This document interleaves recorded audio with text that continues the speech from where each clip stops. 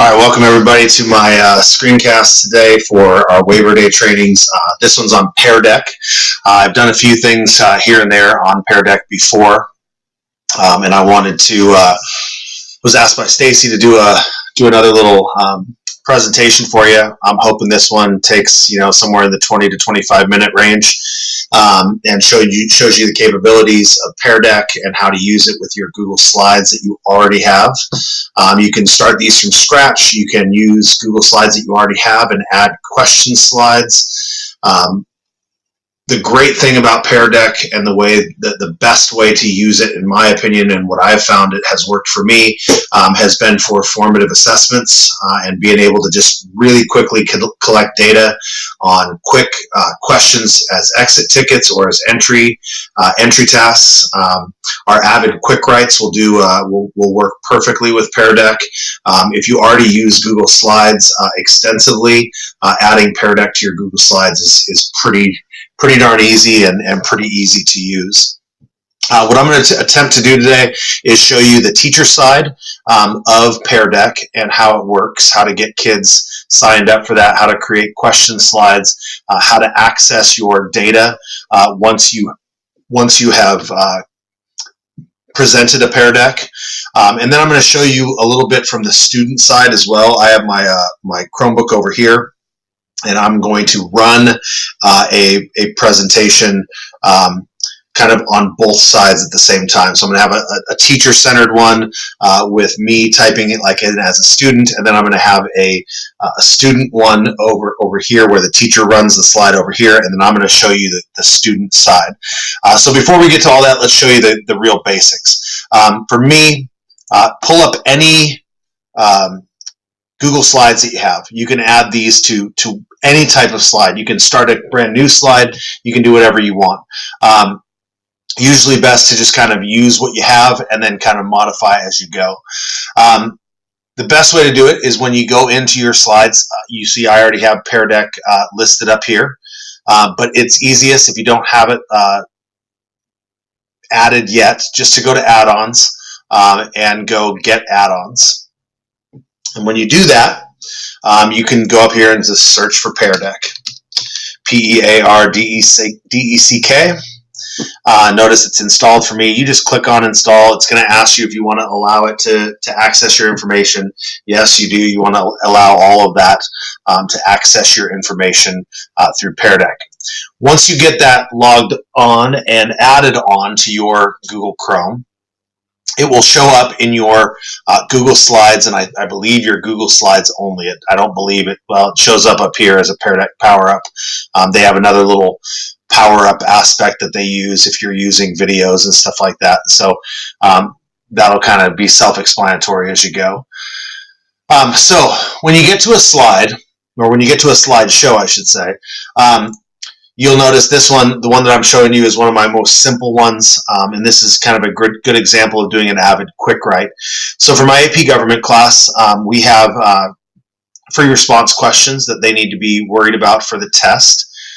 They have 4 different types, and so if you notice, I have put together a slideshow that I would normally show in class.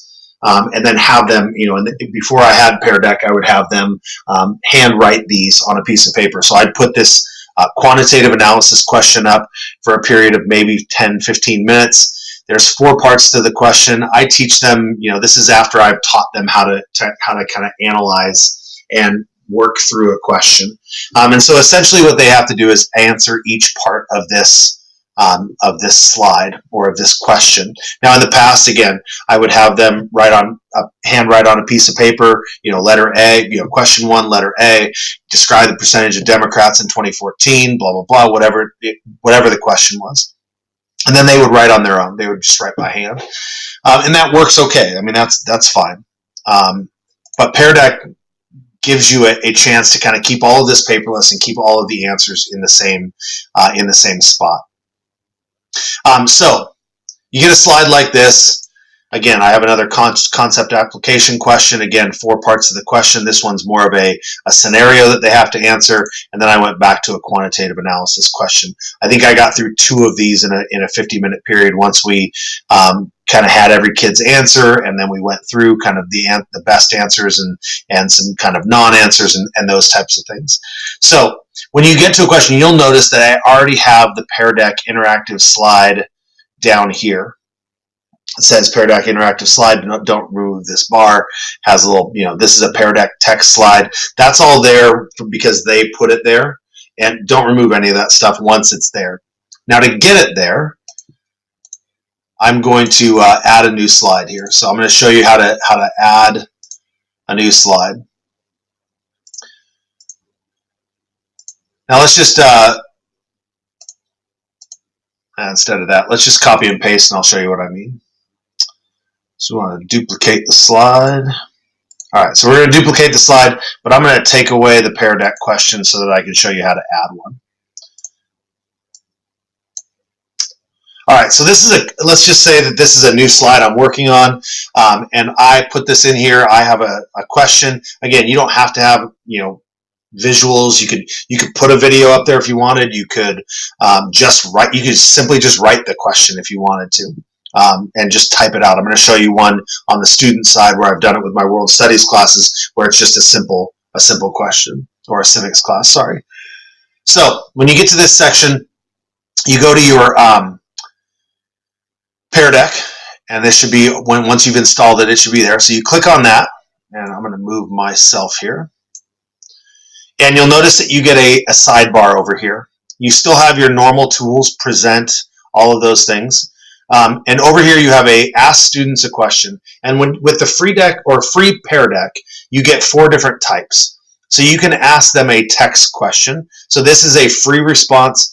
The question is on your slide, and you are going to add a free response question. So I'm just going to put that in there. I click it. It says adding the interactive question, and then it just puts that down at the bottom. I'm going to show you what it looks like in a little bit for the kids, but that's all you have to do. If the question is here on your slide, you don't have to do anything else. Now, let's not do that. Let's add a multiple choice question in this case. So I want to add a multiple choice question, and I want to say the options are, like, let's say on my slide, my question was, is a hot dog a sandwich? All right, that's the question and then maybe I give a picture of a hot dog right there, whatever. So I'm going to ask a multiple choice question, and it's going to be a simple yes or no question. Again, these are great for entry tasks, right, or review from the homework the previous night. And so I'm going to put just 2 answers there, yes or no, and then I'm just going to click update slide.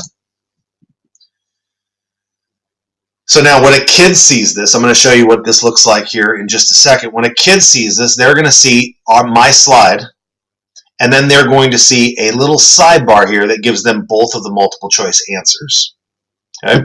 So that's how you would add a multiple choice question. I'm going to give you the other options here, so I'm going to duplicate this slide. And so now I'm going to work with this one, and I'm going to say, we're going to work with numbers. Okay, so the number question is for a math teacher. Let's say you're doing basic math, right?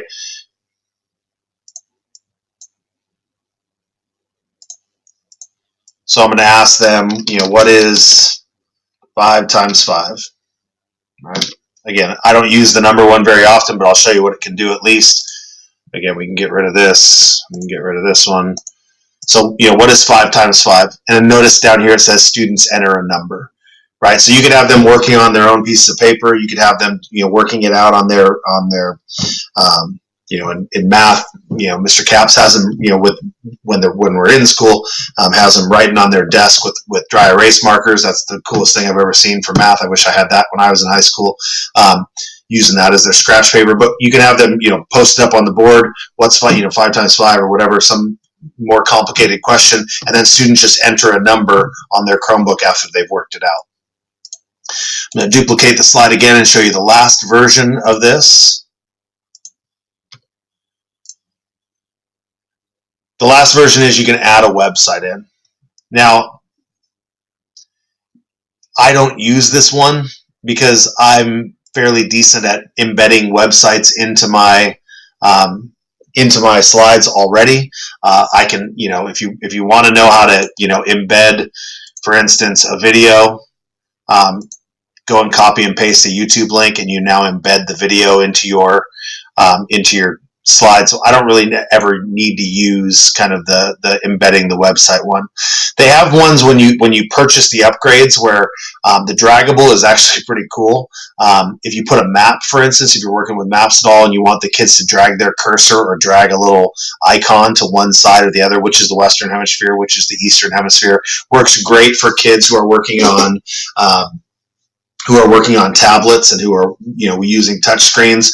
I follow PearDeck on Twitter, so I see a bunch of these really cool things. Sometimes their entry task is they have like a squiggly line that does this, like a kind of what would look like a brontosaurus, back of a brontosaurus or something like that, and they tell their elementary school kids like finish the drawing, and all it is just a line, right? And some of the kids will draw a dinosaur, and some of the kids will finish it.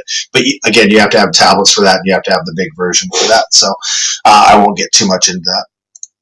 So let's delete that slide. So we're going to show you just what a multiple choice slide looks like, what a free response slide looks like, and what a number slide looks like. Essentially, that's the basics. I mean, there is nothing more complicated than those three things. If you want the short response, put your question on the slide. If you want your multiple choice, put your question on the slide, and the multiple choice answers will come up on the side for the kids when you present the lesson. If you want the number, same thing. So the question always goes in your slide. Now, the next thing we need to do is show you how to kind of present a lesson. And so you can do this while you're doing your Google Meet. Share the slide, share the screen or share the Chrome tab that you're using to do this. And normally you would present this lesson by clicking present up here. Don't do that. You want to start this lesson in PearDeck. This is going to give you access, and the minute you add this on, it's going to add you to the PearDeck website, which I'm going to show you in just a little bit. But you want to start this lesson. And so when you click start this lesson, you can either do it student pace or instructor pace. I would say start with the instructor pace and work from there. I haven't done a lot of student pace, but I'm sure it's really good, and I'm sure with distance learning it can be really good. But I haven't worked with that. The best thing you can do is to, in my mind, when you're working with any of these tools, is to set yourself up on another computer or have somebody set themselves up on another computer and try it out as a guinea pig. Have a test class, have a test PearDeck, have something so that it works for you and kids can get into it because you've done it before. So I'm going to go instructor-paced activity. So this means you need to work through the slides while you're working with the kids and while they're on your Google Meet. So I'm going to start a new session. In the PearDeck website, these are all called sessions, and you can do them individually per class. You can leave sessions open, whatever. So they want me to upgrade a premium. No, I'm not going to do that. And so then it gives me, this is the screen that comes up for kids. And so notice it says waiting for students. I'm going to log on here on my other computer, and my code is NTF-IUM.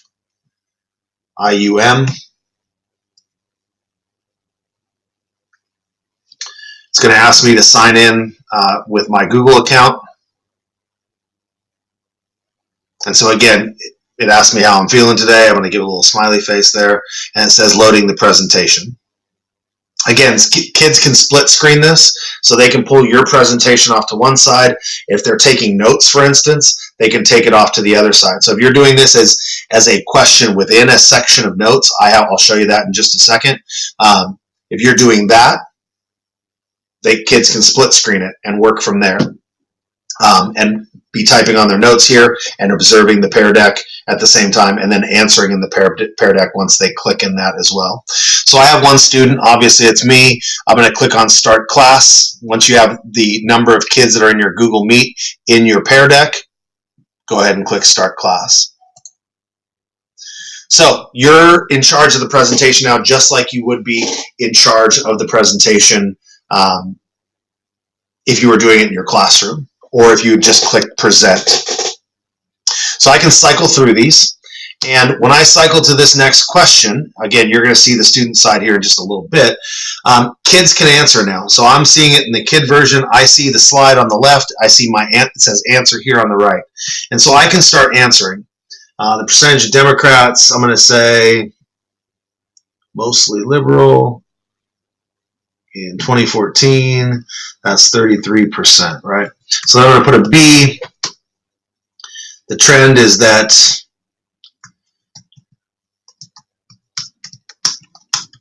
more liberal. And now watch, as you see here, down in the teacher version, so I've already typed 2 responses to the question to my A and B as a student. As a teacher, you can show responses. The cool thing about this, especially in class, is that when you show responses, it is completely anonymous. So you can watch people type in real time, and the more students you have, the more little quote bubbles you'll have here, and you can scroll through them, and they're all anonymous. Okay? You can choose to hide responses if you want to look at them. If you want to stop presenting this slide, kids still see it up on theirs. If you want to stop presenting it in a Google Meet, kids can still see it on their PearDeck as they've logged in. So I'm going to leave this up to show you what I usually do in class. I like locking my projector and then looking at this as kids type. And so here's I'm still in C now. So I'm typing C, and you'll notice the lines come up there. Draw a conclusion about the trend. We are becoming more polarized as a society. If you watched the debates last night, you can see that's true. You know, blah, blah, blah. I can write more stuff, but you watched me type. I mean, I'm right there. You're seeing it real time as kids are working, which gives you a great opportunity, especially when we get back in person, to look at this and say, to correct students without embarrassing them. You all of a sudden have the ability to do that. But you can watch kids as they type during the Google Meet, and you can see them doing it in real time. So when I'm ready, I see all kids have done it. They've all responded. Maybe it's only one question that you've done. Again, I've done these 4-part questions. We usually give 15, 20 minutes to work on them. So let's fast forward through these next 2, because they are also my, concept analysis. Again, they're the same type of question that you would have, the short answer question that I've just shown you. So there's the third one. Now, this one is the hot dog a sandwich, right? So now in show responses, it says waiting for responses. So I'm going to say, what do I think about that? No, a hot dog is not a sandwich. My son is convinced that it's only a sandwich because the hot dog bun is connected on the bottom. If you separated those 2, then it would be a sandwich. So when it's like this, it's not. I would argue that what is a banh mi then? Anyways, whatever. So I'm going to say, yes, a hot dog is a sandwich. And you'll notice that all of a sudden now we have a line graph, and the more students you have in the class, the more you'll see, and it can constantly change. So kids can change their answers as it goes. So I just changed mine to no, and I changed mine back to yes. And if you want to lock screens, you certainly can. Now it just says the teacher has locked responses for this slide. Your current answer is yes. I can't change my answer. So if you want to say, 5, 4, 3, 2, 1, give me an answer, and you lock screens, now you can have a percentage of how many kids were right, or how many kids were wrong, or how many kids chose yes or no, and then go from there as far as your analysis goes. So that's the multiple choice. Again, you can have as many multiple choices as you want, I believe. I mean, 4 or 5 is probably good. And then I'm going to fast forward us to, the number screen. So now I'm going to enter a number. I'm going to enter 25 because that's the right answer, even though I'm not a math guy. It does give you the ability on the side.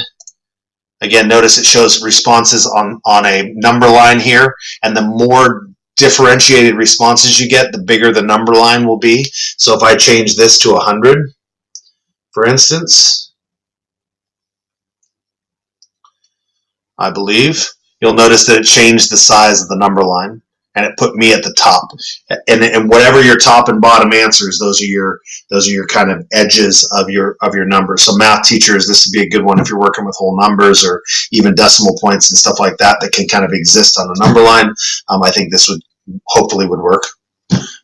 Hopefully, my 5 years with CAPS didn't steer me wrong on that. But there you go. That's the easiest answers that I know how to show you on kind of what it looks like from a teacher's side. So that at the end, you're now done with the presentation. So you've gone through all your questions. Maybe it's just one multiple choice question that you give at the end of your notes or at the end of a presentation just to be an exit ticket, whatever it is. You need to go down here and you need to click End. And then name the session. Okay, so this might be my first period. Well, what's this? Oh.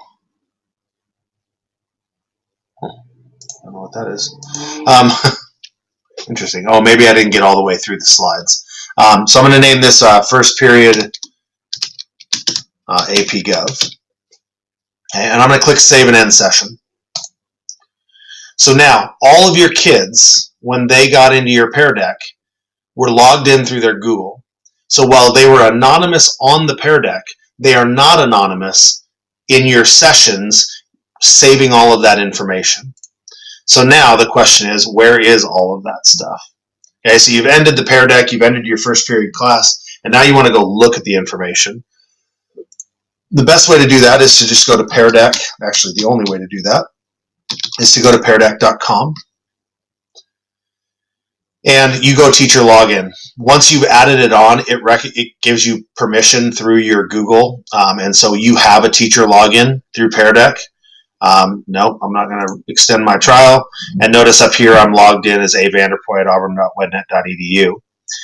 In my home, you'll notice that I can present any files. This automatic Google is great because it gives you access to all your stuff in a whole bunch of different places. So you notice the one I just presented to you is right here.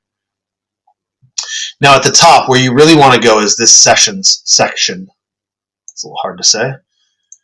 So in Sessions, you'll notice that I just closed this one at 3:24. You can leave it open and certainly come back to it. You can always reopen it if you want.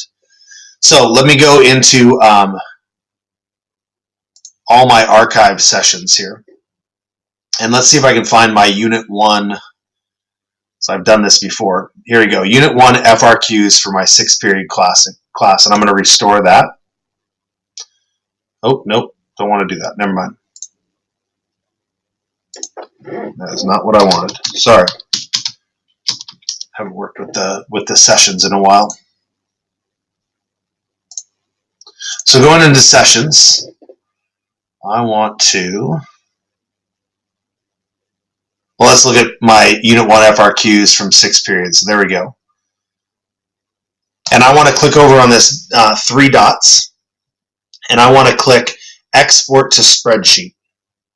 That will take all of the information, every kid who logged into that PearDeck, and every kid, because when they did, they signed in with Google, every kid now, all of their responses are going to be archived in this spreadsheet. So I'm going to export that to spreadsheet, and it's going to very quickly create a document for me that is a Google Sheets. So I can save this into my Google Drive. You make a copy, or I can add shortcut to my drive, any of those things. But you'll notice I can look at any of these answers now in kind of long form. I can wrap them around. Slide 2, slide 3. Yeah, I think we only got to slide 1 and 2, I think I said. So now I can look at Cesar Estrada, and I can look at Matthew Garcia, Medina, and I can look at Jackson Connors, and I can look at Hunter Dans, and I can look at all these people who wrote their answers, and now I have record of their formative assessment. I never had to collect a paper. I never had to, put it on Google Classroom and collect an assignment on this. It was just in the process of doing my notes, in the process of doing that. Notice it has collected their email, never asked me to, never did any of those things. If I show you the one we just did, so today at 3:24, I can export that one to a spreadsheet. Again, you can do this with adults. Anybody who has a Google account, notice it took my information here, gave you all my answers right there. Right? And that's all you do. All you got to do is make a shortcut, make a copy, put it in your drive, and you have formative assessment data right there. You want to talk about easy ways to do student growth goals? Here you go. This is one of the easiest ways to do that. Now, I'm going to show you really quickly. Again, feel free to email me at any time. I don't mind talking about any of this over email if you're working through this. In fact, Lacey Way texted me the other day after school and was, where do I find this? Where do I find that? And she was able to really quickly find what she needed. Super happy to help. So I'm going to show you what this looks like from a student point of view. I'm going to show you another PearDeck that I've done. Again, I'm logged in as myself here. So I'm going to go, like I tell the kids to do, to joinpd.com. Okay, so now I'm on the student side on the screencast, and I am going to present here on the teacher side. So I'm in another set of notes of mine called Government and the State that I usually give to my civics students. Not teaching civics this year, but when I do it, it's one of my first set of notes that I give, kind of teaching them about social contract, divine right theory, things like that. So my code for this one, again, I'm launching the presentation here on my teacher computer over here. Taking a little bit.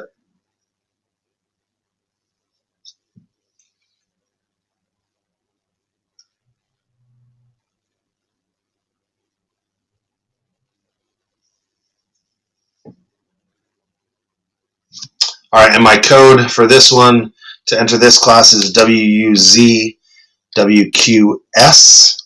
and I'm going to hit enter. And notice it asks this of every kid. You can skip it, or you can just give it a little, happy face there. So now I'm in the presentation. Okay, so this is what it looks like on my end. I'm seeing the teacher's presentation of this. So if I wanted to, and I wanted to take notes, and I wanted to pull up a Google Doc and be able to take notes on this at the same time, I could half screen this. And still, there it is. There's the presentation. I can't cycle through this presentation. Okay, it just comes up with what it is. So I could have my document over here and be working half screen with my document, taking notes on this side, and then watching the presentation scroll along. So I'm going to start this as the teacher. And again, pretend you're taking notes on this. So the teacher has just cycled through.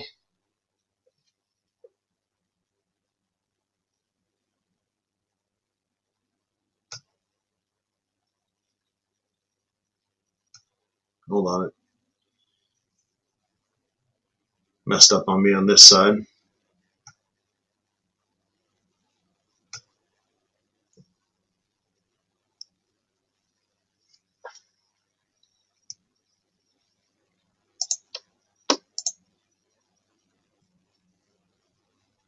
Hold on, give me 2 seconds.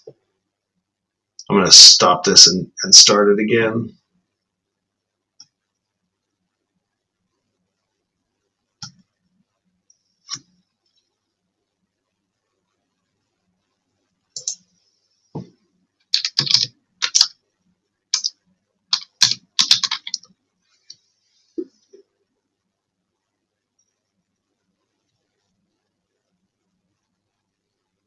I think I have a lot of media in that one, so it lagged on me just a little bit. So let me enter this code again and be ready to go.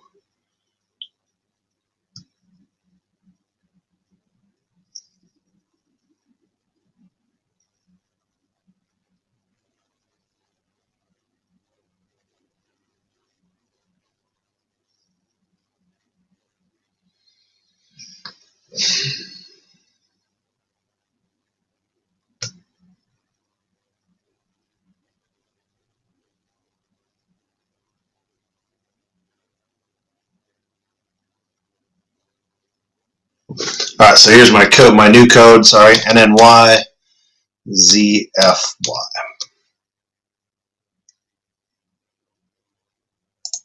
Feeling happy now that it's working.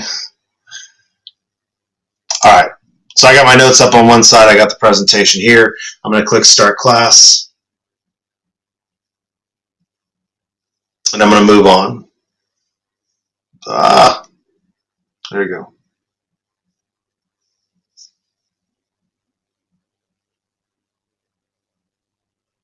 All right, so we're going through here, and let's just say I get to this question right here.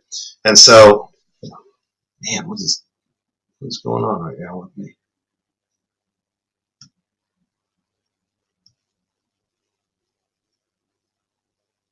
All right, so there's the question. So it gets up to this slide, and you'll notice that as I'm watching it, it puts this side over here. Which of the three governmental powers is responsible for making laws and public policies? Well, I'm going to say, oh, that's legislative branch. And it just keeps me here until the teacher moves me to the next slide. Okay? Again, it is because I have a bunch of media going on here. And at the very end, I'm going to get to the very last section here and show you what this looks like.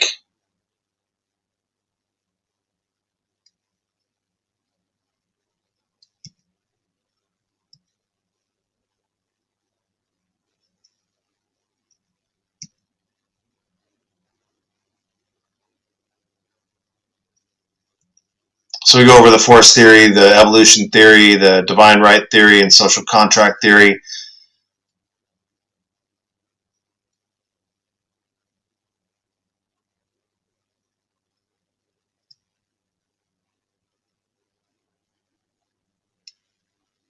And so the question should show up right there. So now this is a slide that looks a lot like a free response slide to the kids. So they see the question over on the slide that you are presenting. Which theory do you believe to be closest to the truth when it comes to the political origin of the state? And so the kids can write over here, I believe the social contract,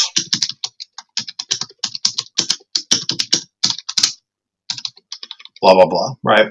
And so then they can answer their question there. And so really, as they're working, they can be working back and forth, both in notes and in the questions that you have from. And if you notice that the only time that this response comes up is on any slide where it says, you know, students write your response or students answer in a multiple choice format. Okay, and that's, again, what it looks like from the student side. So it's pretty easy to deal with on the student side. So, not much more to it than that. The PearDeck sessions in PearDeck.com are really helpful and easy to use. I think once you export those to a spreadsheet, giving the names of students, again, you don't have to ask for any of that. Once they log into PearDeck, it combines with Google and does that for you. So I am more than welcome to field questions from you. Should you have them, feel free to email me. Again, this is a great way to do quick writes, to just post a one-slide question if you want to in your Google Slides, in your Google Meets, for instance, as an entry task for an exit ticket.